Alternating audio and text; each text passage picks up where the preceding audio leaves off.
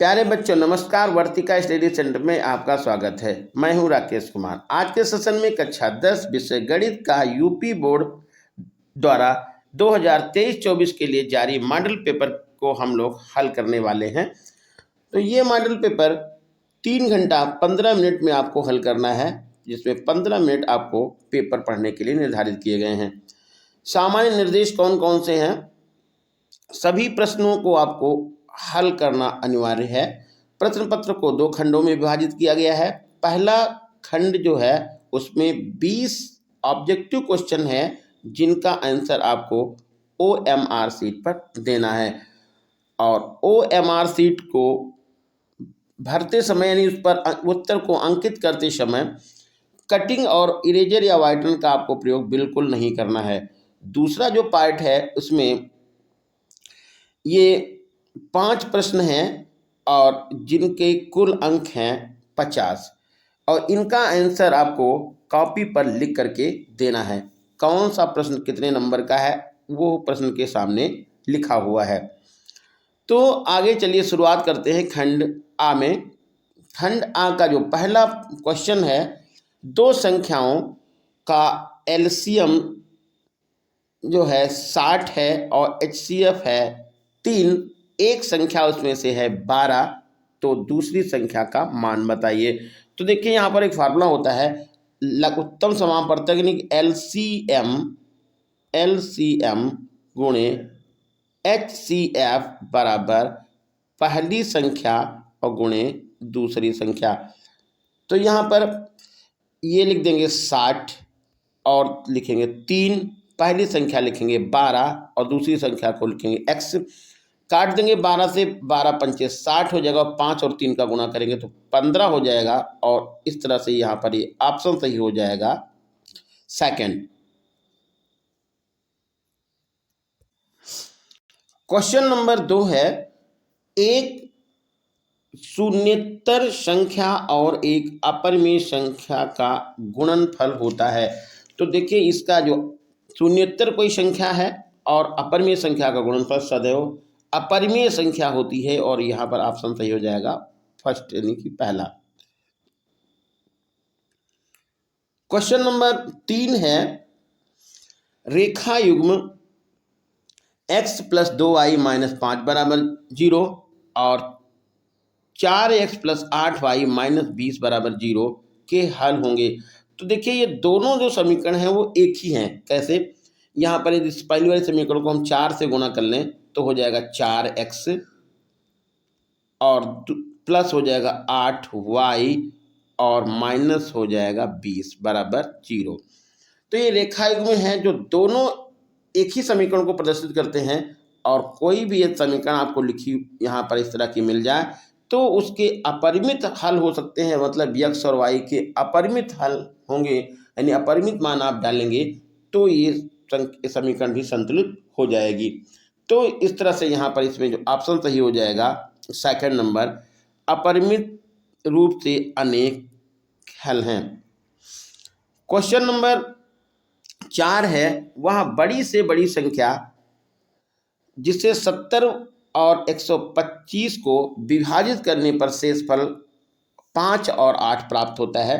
तो ऑप्शन से देखिएगा यहाँ पर 13 से भाग करते हैं 70 को, तो 13 पच्चीस 65 होता है, 5 ये शेष बच जाएगा, और 13 9 117 होता है, इसमें भी यहाँ पर शेष 8 बच जाएगा। तो ये जो है इस 13 संख्या इन कंडीशनों को फॉलो कर रही है, इसलिए यहाँ पर ऑप्शन सही हो जाएगा पहला।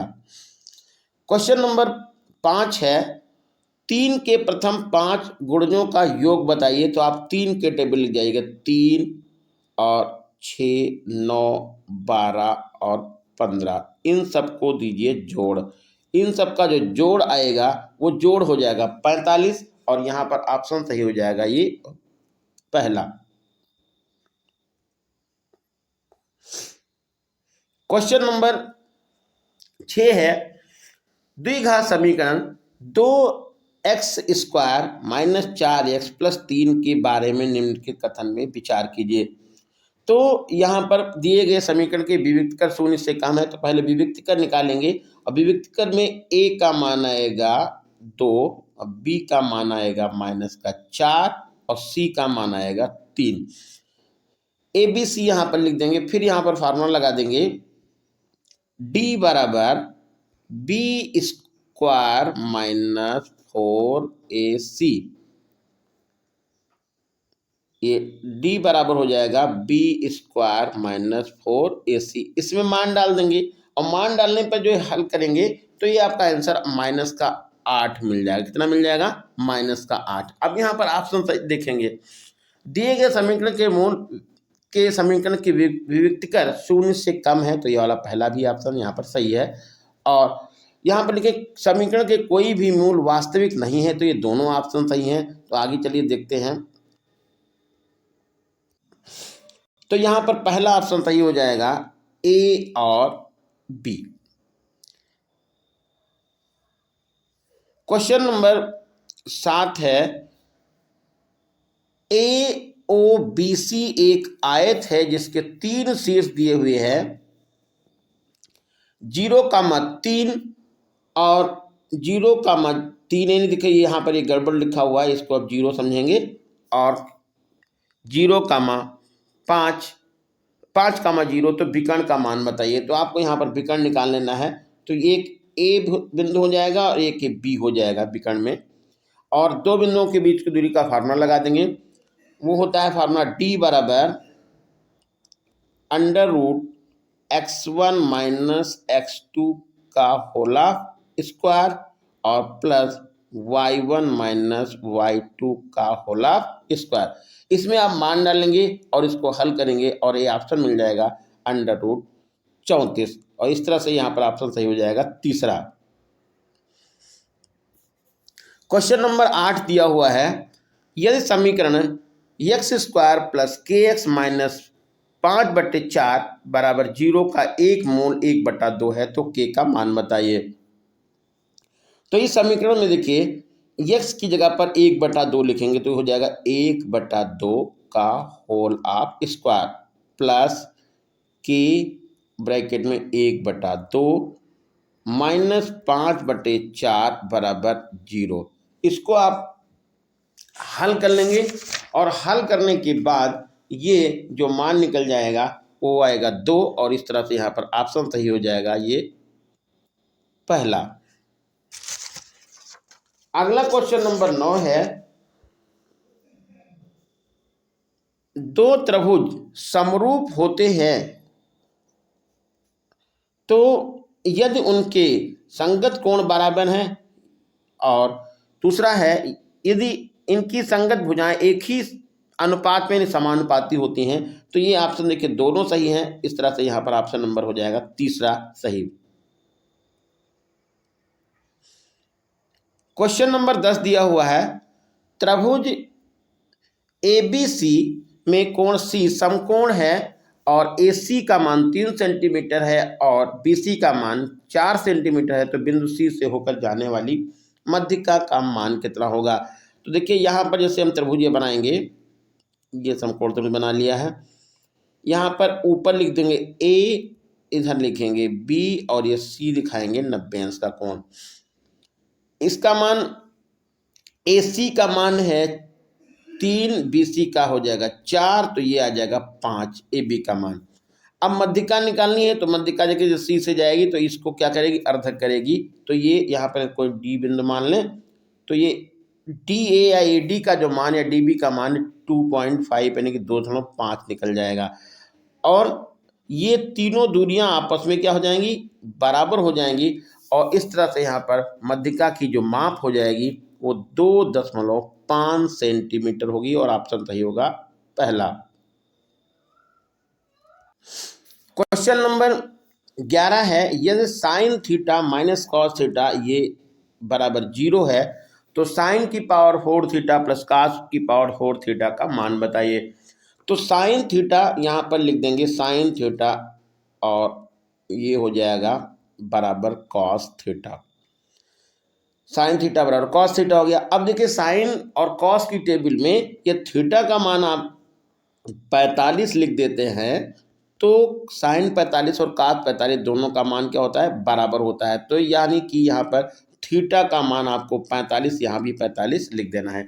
तो ये मान कैसे लिख जाएंगे, तो हो जाएगा साइन स्क्वायर, साइन की पावर 4 45 प्लस कास की पावर 4 45, इसमें 45 का मान 1/√2 डालेंगे और 1/√2 की पावर 4 लगाएंगे प्लस 1/√2 की पावर 4।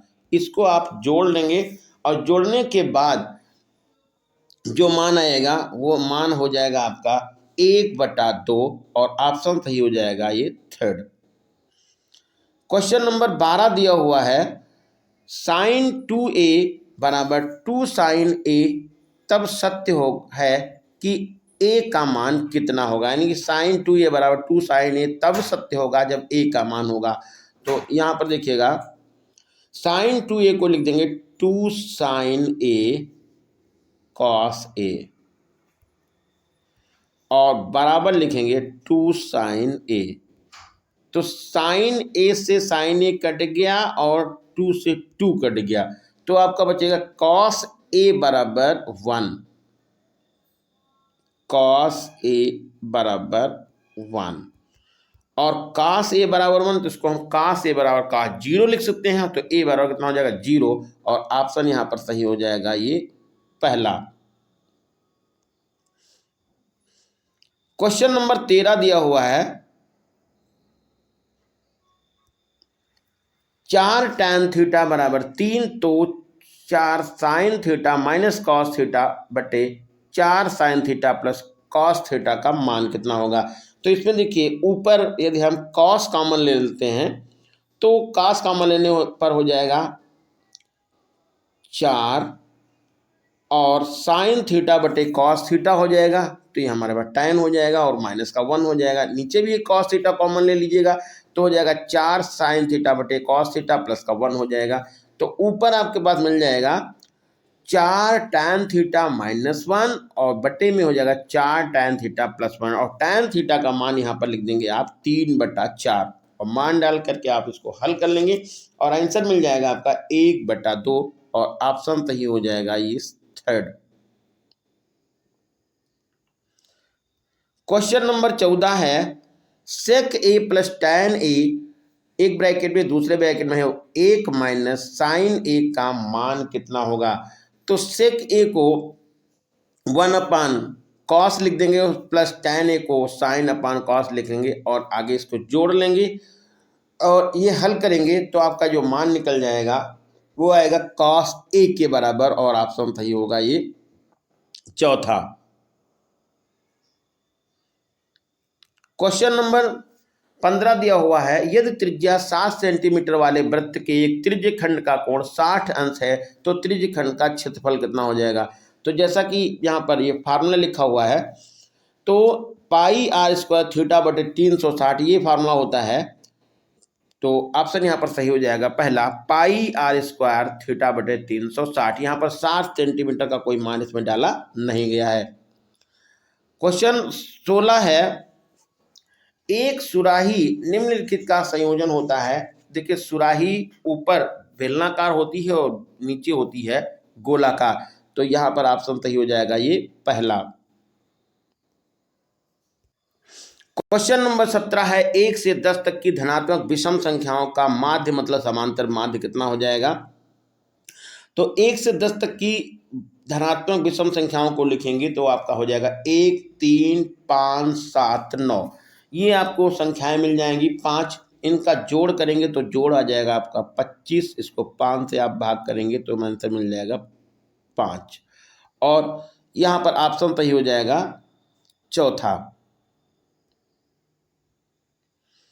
क्वेश्चन नंबर 18 है आंकड़ों 13 15 16 17 19 और 20 की मध्यिका कितनी होगी।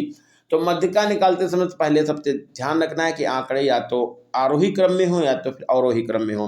तो यहाँ पर आंकड़े पहले से आरोही क्रम में लिखे हुए हैं। तो मध्यिका निकालने के लिए पदों की संख्या आपको पहले गिननी होती है। तो यहाँ पर देखिए पदों की संख्या 1 2 3 4 5 और 6 पदों की संख्या सम है। तो इसमें आपको क्या करना पड़ेगा कि पहले आपको बीच वाला पद लेना पड़ेगा। बीच वाला पद कौन सा है? 16 है। और उसके पास वाला पड़ोस पद है कौन सा? 17। तो ये 16 और 17 को जोड़ेंगे तो 33 आएगा। इसको 2 से भाग करेंगे तो 33/2 मिल जाएगा और ऑप्शन सही हो जाएगा ये थर्ड।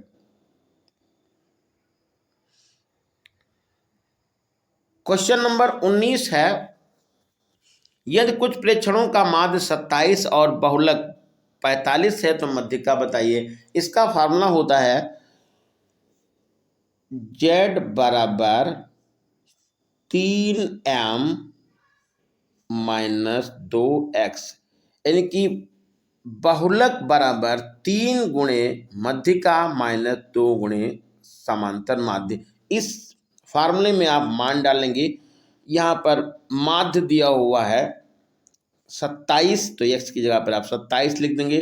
और बहुलक 45 है तो z की जगह पर 45 लिख देंगे और फिर हल कर लेंगे। और यहाँ पर जो मध्यिका निकल जाएगी वो मध्यिका निकलेगी 33 और ऑप्शन सही हो जाएगा आपका सेकंड।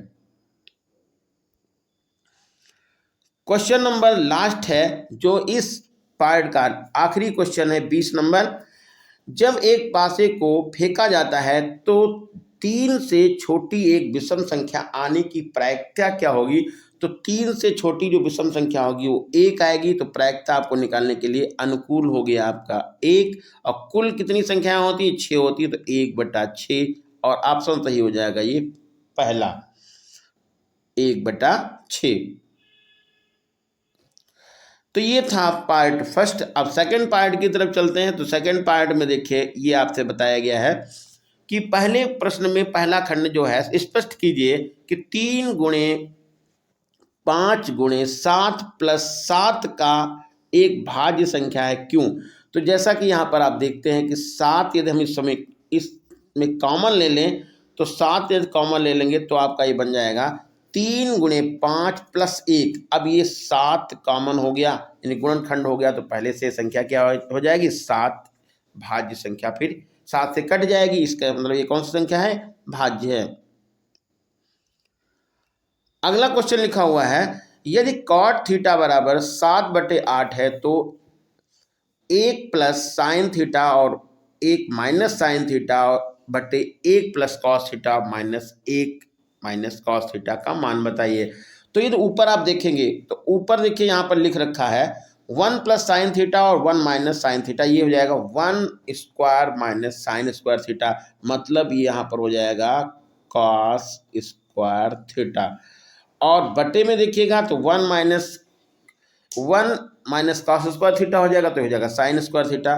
तो कॉस स्क्वायर थीटा बटे साइन स्क्वायर थीटा, और ये होता है कॉट स्क्वायर थीटा, और कॉट थीटा का मान आपको पता है, तो 7/8 का स्क्वायर कर देंगे, वही आपका आंसर हो जाएगा।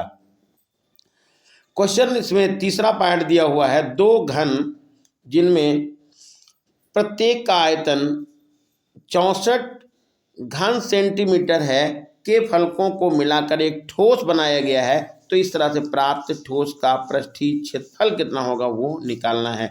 तो यहाँ पर घन का जो आयतन है इससे साइड पता कर लेंगे तो उसकी भुजा हो जाएगी 4। अब इसको जो है एक दो घनों को मिला करके एक घनाभ बनाया गया है, तो लंबाई हो जाएगी घनाभ की 8, चौड़ाई हो जाएगी 4 और ऊंचाई हो जाएगी 4। अब घनाभ के पृष्ठीय क्षेत्रफल का फार्मूला लिख देंगे, 2 ब्रैकेट में LB plus BH plus HL। इसमें आप लंबाई, चौड़ाई और ऊंचाई का मान डालेंगे और हल करके आंसर आप पता कर लेंगे। अगला क्वेश्चन है, निम्न आंकड़ों का समांतर माध्य बताइए। देखिए यहाँ पर वर्ग अंतराल दिया हुआ है, बारंबारता दे रखी है, तो आप तीसरा इसमें एक कॉलम बनाएंगे मध्यमान का। और मध्यमान कैसे निकलेगा? ये 10 और 20 का जोड़ करके आधा करेंगे तो ये 15 हो जाएगा। और फिर यहाँ पर वर्ग अंतराल में देखिए 10-10 का डिफरेंस है, तो आप इसमें 10-10 का भी डिफरेंस करते ही चले जाएंगे।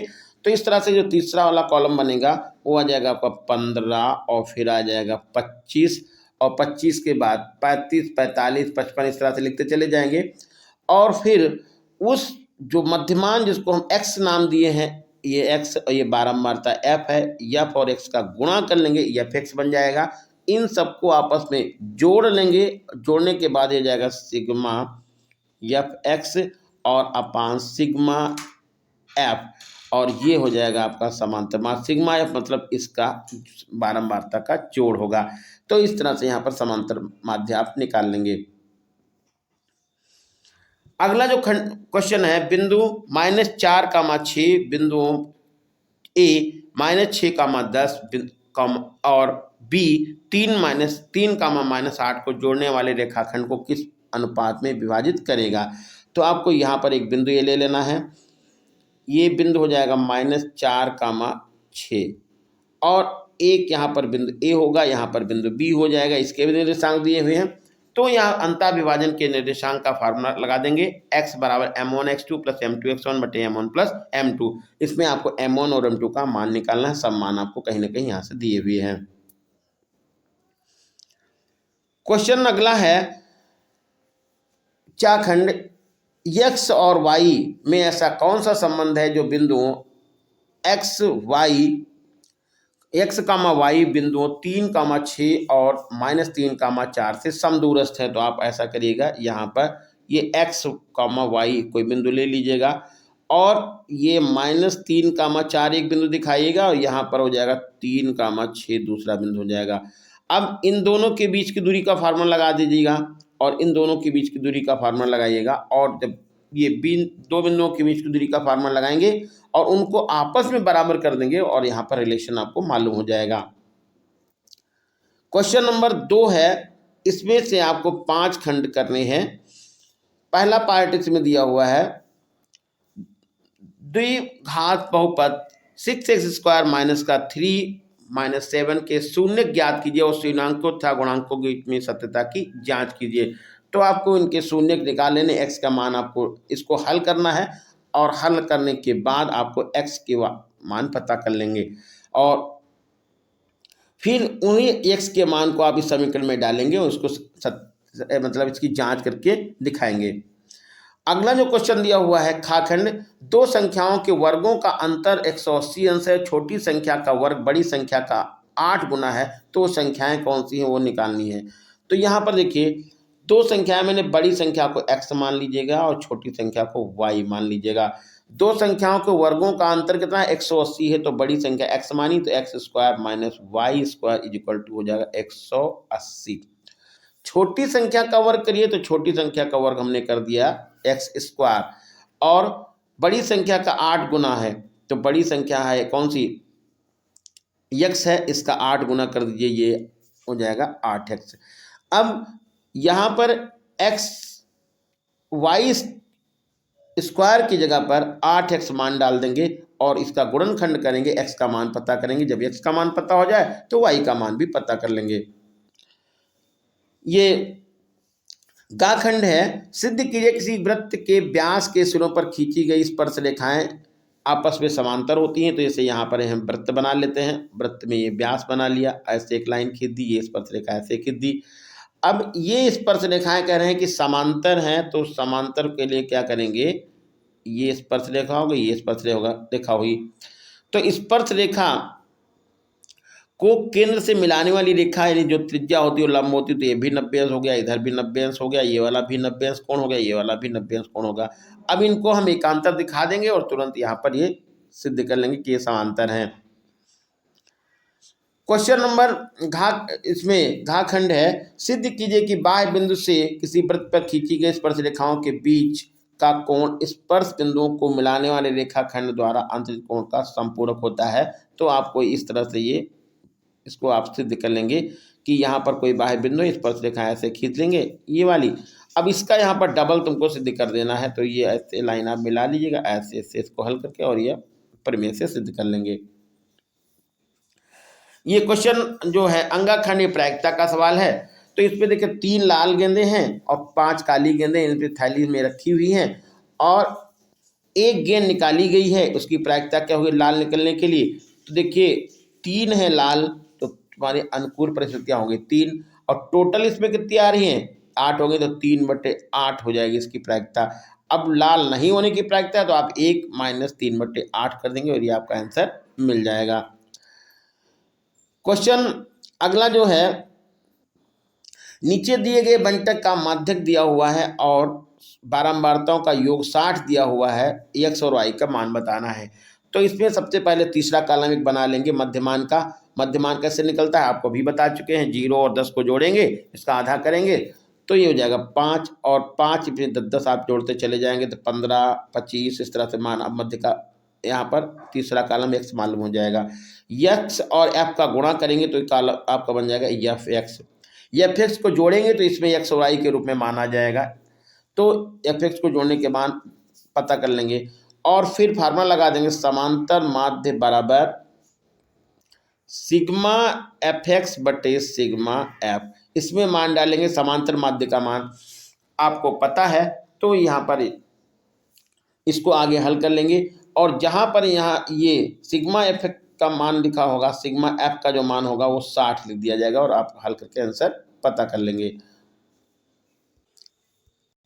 क्वेश्चन नंबर 3 है, दो संख्याओं की दो अंकों की संख्या में अंकों को पलट देने पर बनी संख्या का योग 66 है और अंकों का अंतर कितना है, 2 है, तो वो संख्या बताइए। तो दो अंकों की एक संख्या के अंकों को पलट देने पर बनी संख्या का योग 66 है, तो आप यहाँ पर पहले इकाई का अंक दहाई का अंक मान लेंगे तो संख्या निकल जाएगी 10x + y और इसको जब अंक पलटेंगे तो हो जाएगा 10y + x और इनका जोड़ हो जाएगा 66। एक समीकरण यहाँ से बना लेंगे और अंकों का अंतर कितना हो जाएगा, तो अंक आपने x और y माने हैं तो x - y बराबर हो जाएगा 2 और इसको हल करके संख्या पता कर लेंगे। अगला जो इसका 8वां क्वेश्चन है, 5 वर्ष पूर्व नूरी की आयु सोनू की आयु की 3 गुनी है और 10 वर्ष बाद नूरी की आयु सोनू की आयु की दुगुनी हो जाएगी, तो नूरी और सोनू की वर्तमान आयु क्या होगी। तो दोनों की वर्तमान आयु x और y मान लीजिएगा। तो यहाँ पर जैसे नूरी की हमने x मान ली, सोनू की y मान ली और ये है 5 वर्ष पहले की बात होगी तो 5 वर्ष आप दोनों में घटा देंगे, x - 5 हो जाएगा और y - 5 हो जाएगा। अब जो कंडीशन इसमें दी है कि 3 गुनी थी, तो नूरी की आय सोनू की आय की 3 गुनी है, तो सोनू की आय को यहाँ पर हम 3 गुना कर देंगे, इसके बराबर करेंगे, एक समीकरण बना लेंगे और फिर 10 साल बाद की बात करेंगे तो 10 साल में आपको जहाँ जहाँ 5 माइनस किया था आप 5 10 इसमें जोड़ करके समीकरण बना करके हल कर लेंगे। क्वेश्चन नंबर जो 4 दिया हुआ है, ये ऊंचाई दूरी का सवाल है। एक बहुमंजिल भवन से देखने पर 8 मीटर ऊंचे भवन के शिखर के तल और शिखर के अवनमन कोण 30 और 45 अंश है, तो भवन की ऊंचाई और दोनों बहुमंजिल भवन की ऊंचाई और दोनों भवनों के बीच की दूरी कितनी है वह निकालनी है। तो देखिए, एक ये बड़ा कोई मकान है, ये बड़ा मकान हो गया, ये कोई छोटा मकान हो गया। अब इसकी ऊंचाई कितनी है, 8 मीटर है जो छोटा वाला मकान है। ऊपर वाले मकान से देखेंगे तो ये वाला अवनमन कोण दिखा रहे हैं और एक अवनमन कोण ये दिखा रहे हैं। एक कोण का मान 30 है, दूसरा 45 है, तो ये वाला कोण आपका 30 हो जाएगा और ये कोण हो जाएगा 45 अंश का। अब इसको आगे हल करके आंसर पता कर लेंगे। दूसरा भी सवाल इसी तरह से है, कोई ऊंचा भवन है, उस पर एक कोई यहाँ पर झंडा लगा हुआ है। किसी बिंदु से देखने पर ये झंडे के शिखर और ऊपर ये दोनों उन्नयन कोण के मान अलग अलग दिए हुए हैं, 45 और 30 अंश है, तो ध्वज दंड की ऊंचाई ये वाली निकालनी है और भवन की ऊंचाई भी निकालनी है। क्वेश्चन नंबर 5 है, एक बर्तन उल्टे शंकु के आकार का है जिसकी ऊंचाई 5 सेंटीमीटर है, ऊपर से खुला हुआ है, इसकी त्रिज्या 5 सेंटीमीटर है और इसमें कुछ गोलियां डाली गई हैं जिनकी त्रिज्याएं आपको मालूम है। इतनी गोली डाली गई है कि इसके में जो पानी भरा था उसका 1/4 भाग बाहर निकल जाए, तो गोलियों की संख्या कितनी होगी वो आपको निकालना है। तो क्या करेंगे, सबसे पहले शंकु का आयतन निकालेंगे और शंकु का आयतन होता है 1/3 πr² h। इसमें जो है गोलियों की संख्या निकालनी तो आप यहाँ पर n कर लेंगे और एक गोली का आयतन लिखेंगे और गोली का आयतन हो जाएगा 4/3 पाई और यहाँ पर हम r1 क्यूब लिख देंगे। यहाँ पर देखिए ये त्रिज्या दे रखी है शंकु की r के रूप में 5 सेंटीमीटर और ऊंचाई दे रखी है 8 सेंटीमीटर और यहाँ पर गोली की त्रिज्या r1 के रूप में 0.5 सेंटीमीटर लिखिए। इनको आप हल करके आंसर पता कर लेंगे।